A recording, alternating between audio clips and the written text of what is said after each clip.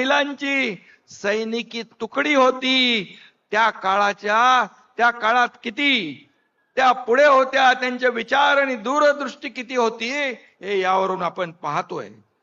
बांधवांनो आणि भगिनीनो, भारतीय सैन्य दलाच्या इतिहासात प्रथमच एनडीए मध्ये 17 महिला छात्र पदवीधर झाल्याचे वृत्त कालच आपण वाचलं आणि कालच आपण पाहिलं. त्याचबरोबर 239 दिवसांच्या विश्व प्रदक्षिणेनंतर महिला नौदल अधिकारी परवा आपल्या भारतात परतल्या.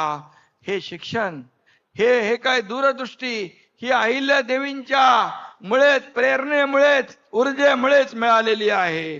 नारी शक्तीचा, कर्तृत्व भरारीचा आपल्या सर्वांना अभिमान आहे.